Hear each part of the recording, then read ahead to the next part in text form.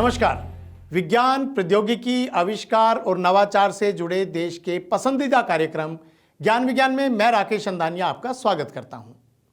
आज के अंक में हम लेकर आए हैं मानव अंतरिक्ष मिशन की परीक्षण फ्लाइट और हाई एल्टीट्यूड पर ड्रोन द्वारा दवाओं की डिलीवरी से जुड़ी महत्वपूर्ण खबरें। विज्ञान जगत की ताजा अपडेट को जानने के लिए हमारे चैनल न्यूज इन साइंस को सब्सक्राइब करना ना भूलें और बेल आइकन को जरूर दबाएं। खबरें और भी होगी, लेकिन पहले नजर डालते हैं आज की हेडलाइंस पर। भारत का पहला मानव अंतरिक्ष मिशन गगनयान, टेस्ट फ्लाइट को मिली सफलता। हिमाचल के दुर्गम क्षेत्रों में ड्रोन द्वारा दवाओं की डिलीवरी, ऊंचाई और मौसम की मुश्किलों को किया पार। 5 मिनट में भोजन के ग्लाइसेमिक इंडेक्स की जानकारी देने वाला अनोखा सेंसर विकसित। आईआईटी गुवाहाटी के शोधकर्ताओं का नया शोध। और देश दुनिया की अन्य वैज्ञानिक जानकारियों के लिए देखिए ज्ञान विज्ञान का स्पेशल सेगमेंट साइंस सेगमेंट। और अब खबरें विस्तार से। स्वास्थ्य और चिकित्सा के क्षेत्र में ड्रोन लगातार महत्वपूर्ण भूमिका निभा रहे हैं। इमरजेंसी की स्थिति में दूर दराज और दुर्गम क्षेत्रों में ड्रोन टीकों, दवाओं और दूसरे जरूरी सामानों की कम समय में डिलीवरी की सुविधा प्रदान कर रहे हैं। इसी कड़ी में हाल ही में आईसीएमआर द्वारा हिमाचल प्रदेश के ऊंचाई वाले स्थानों पर ड्रोन की परीक्षण उड़ान सफलतापूर्वक पूरी की गई। विस्तार से जानने के लिए देखते हैं ज्ञान विज्ञान की ये रिपोर्ट।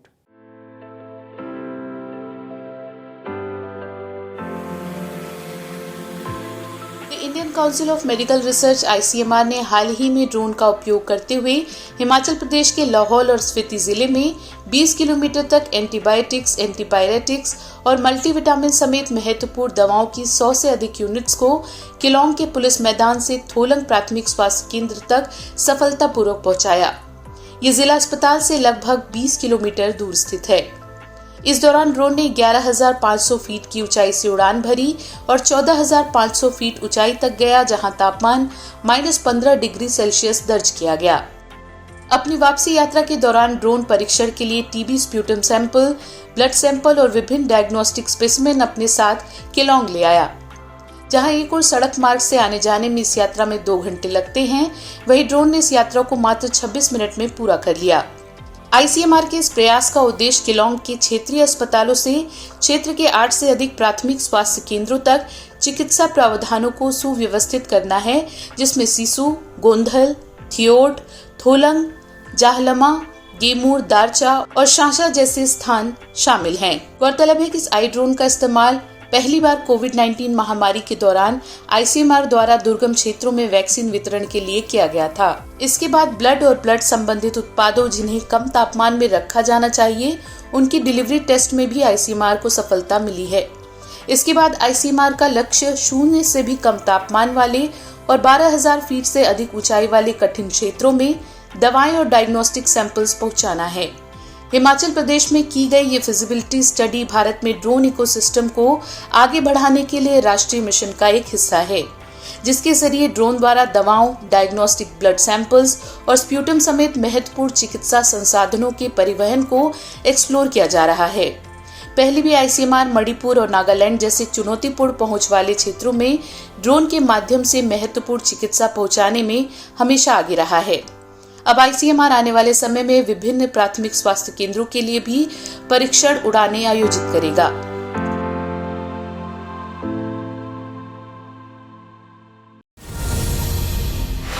लोगों में डायबिटीज यानी शुगर के तेजी से बढ़ने का कारण है हाई ग्लाइसेमिक फूड का सेवन, जो डायबिटीज के साथ साथ हृदय रोगों, मोटापा और कैंसर जैसी गंभीर बीमारियों का भी कारण बनता है।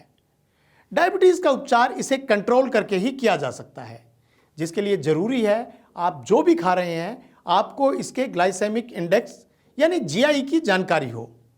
इस दिशा में शोध करते हुए आईआईटी गुवाहाटी के शोधकर्ताओं ने नया जीआई सेंसर विकसित किया है, जो कम समय में किसी भी खाद्य पदार्थ के ग्लाइसेमिक इंडेक्स का पता लगा सकता है। ज्यादा जानकारी के लिए देखिए ज्ञान विज्ञान की एक खास रिपोर्ट।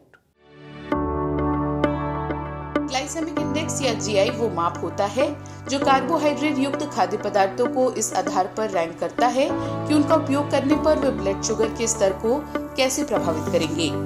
IGI फूड ब्लड में शुगर के स्तर को बढ़ाने के साथ साथ इंसुलिन की बढ़ती मांग को भी उत्तेजित करते हैं, जिससे टाइप 2 डायबिटीज होने का खतरा बना रहता है।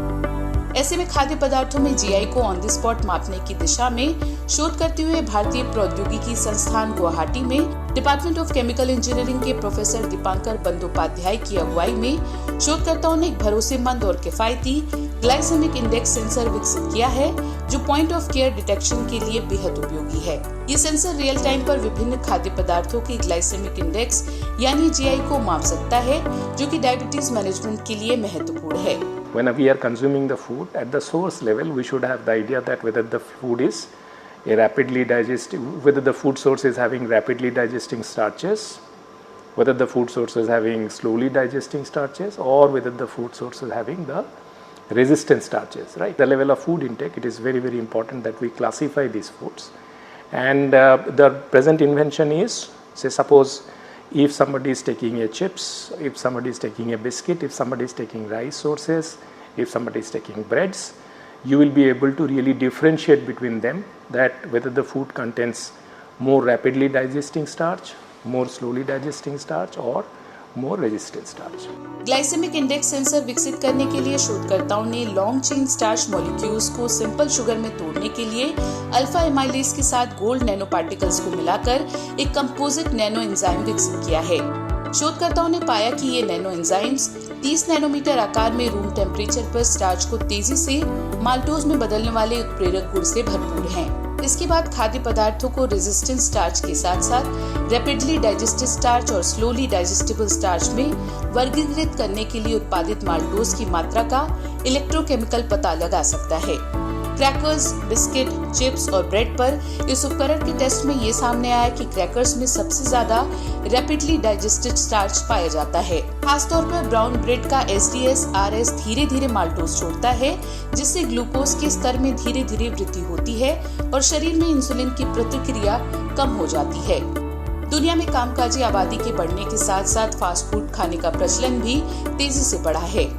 ऐसे में शोधकर्ताओं द्वारा विकसित किया गया ये जीआई सेंसर डिवाइस केवल 5 मिनट में उनके भोजन के जीआई इंडेक्स की जानकारी दे सकता है। इस शोध के नतीजों को sustainable chemistry and engineering journal में प्रकाशित किया गया है। साथ ही इस शोध को ICMR और ministry of electronics and information technology द्वारा फंड किया गया है।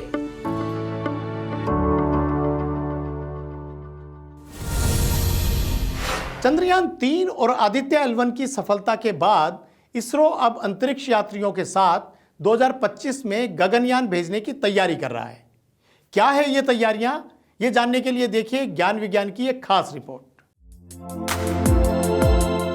भारतीय अंतरिक्ष अनुसंधान संगठन इसरो ने 21 अक्टूबर 2023 को भारतीय अंतरिक्ष यात्रियों को अंतरिक्ष में भेजने के महत्वाकांक्षी मिशन गगनयान की पहली टेस्ट फ्लाइट में सफलता हासिल कर ली है।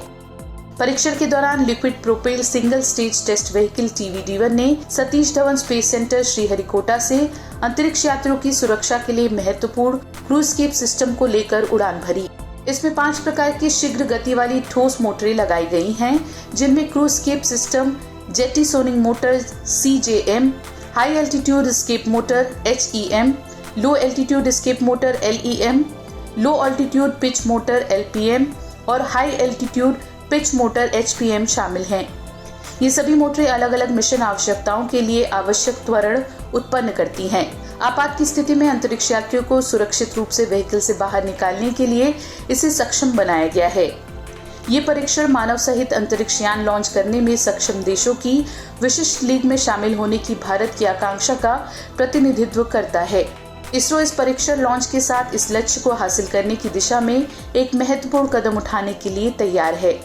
इसरो प्रमुख S सोमनाथ ने टेस्ट फ्लाइट के पूरा होने की घोषणा की है।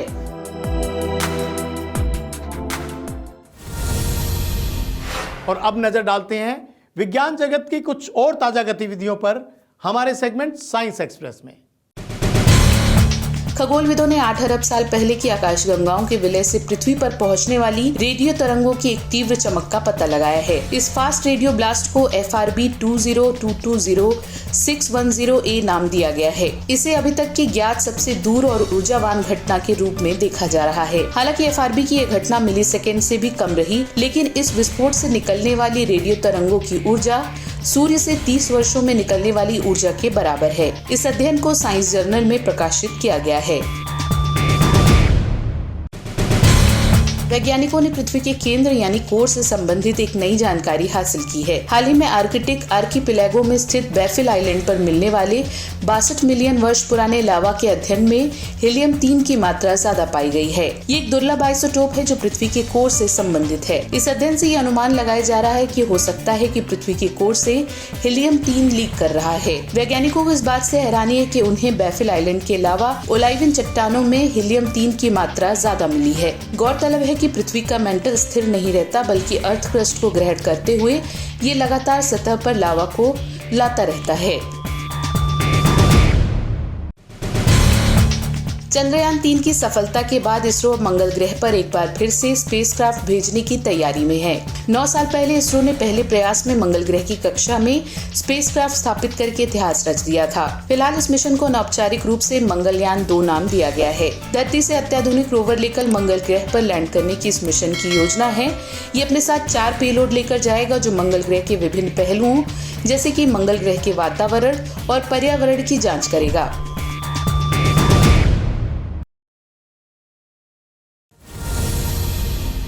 तो आज के अंक में बस इतना ही। उम्मीद है आपको हमारा ये कार्यक्रम पसंद आया होगा। अगर आपको ये कार्यक्रम अच्छा लगा तो आप इसे लाइक करें और अपने दोस्तों के बीच शेयर करें। अगर आप चाहते हैं कि ऐसी जानकारियां आपको लगातार मिलती रहे तो हमारे चैनल को सब्सक्राइब जरूर कर लें। विज्ञान, प्रौद्योगिकी, नवाचार और आविष्कार की ताज़ा जानकारियों के साथ अगले हफ्ते आपसे फिर होगी मुलाकात। तो बने रहिए हमारे साथ वैज्ञानिक सोच के साथ। नमस्कार।